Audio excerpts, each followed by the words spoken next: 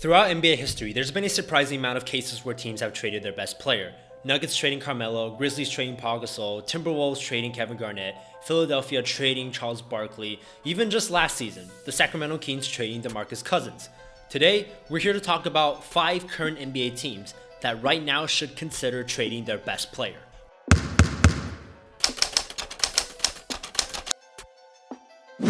What's up guys, my name is Mark and we're starting off this list with number 1, the New York Knicks. It's no secret that the Knicks front office and locker room has been a total and utter disaster these last 2 seasons. We all know that Phil Jackson and Carmelo Anthony dislike each other, to put it lightly, and that trade rumors have been swirling around Carmelo for quite a while now. In fact, if I had to bet my money, I'd bet that the Knicks find a way to trade Carmelo, if not this offseason, then definitely before the trade deadline next season. Now, the tricky part of this whole situation is that Melo does have a no trade clause, so Melo basically has to be content as to where he's being traded. The Celtics have been talked about a lot and so have the Lakers, but by far what seems to be most likely is the Los Angeles Clippers. Now, the Clippers in this offseason have a lot of other stuff to worry about, but a potential sign-in trade that brings Carmelo to the Clippers and Blake to the Knicks is definitely in play. It's a last hurrah for a Clippers team that has always lacked a competent player at the small forward position, and it gives Carmelo the best shot at an NBA championship he's ever had. Number 2, the Indiana Pacers. Now I want to start off this section by showing you a very short clip from Paul George's Jimmy Kimmel interview. If you want to watch the whole interview, I'll put it down in the description below, but basically Jimmy asks Paul George, have you talked to Kobe about coming to the Lakers? Not yet. Not yet. Not yet. I haven't talked to Kobe about coming to the Lakers. Not yet.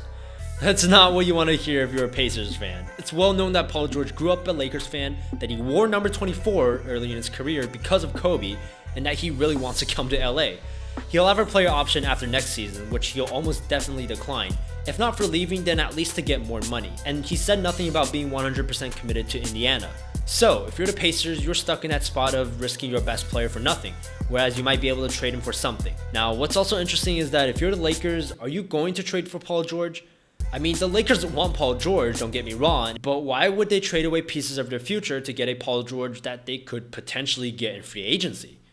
So if you're the Pacers, are you looking at another team like Boston, Washington, or OKC to engineer a trade, and maybe that would scare the Lakers into trading for PG? Or maybe the Pacers wouldn't be able to find another team because all the teams are worried that Paul George is going to leave for the Lakers eventually. This is where the mind games come in, but no question, if you're the Pacers right now, you are fielding offers for teams that want Paul George. Number 3, the Chicago Bulls. Very recently, I made a video discussing whether or not the Bulls should trade Jimmy Butler. If you want an in-depth look on that topic, I'll link it down in the video description below, and I highly recommend that you go check it out. But the short version is that the Bulls are faced with a similar situation as the Pacers. It doesn't look like they will become contenders these next couple years.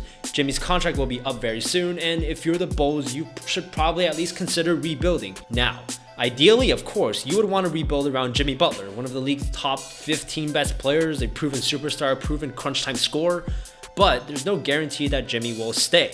And so if they're gonna go the rebuilding route, trading Jimmy might be the quickest way to immediately get some future assets.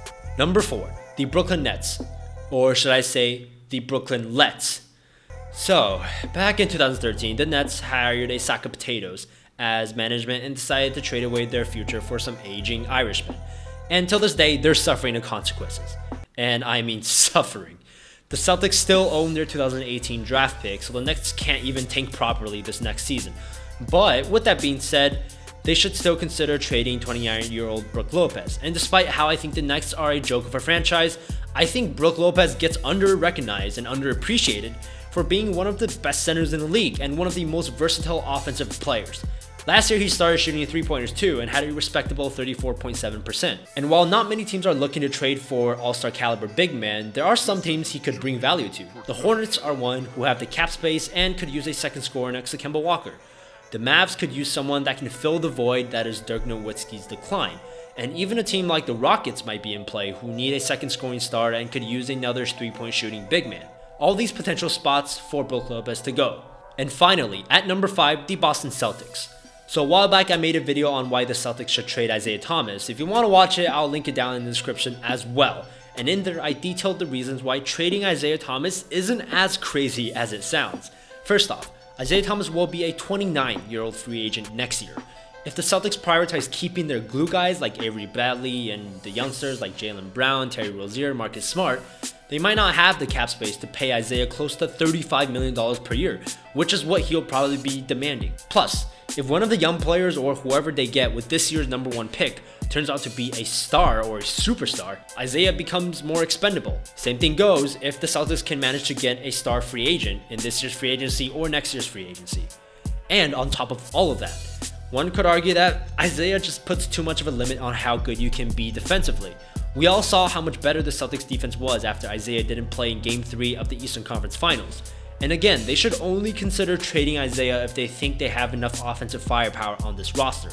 And looking at all the talent they do have, you can make a legit case that they do have enough talent on this roster for the Celtics to seriously consider trading Isaiah Thomas.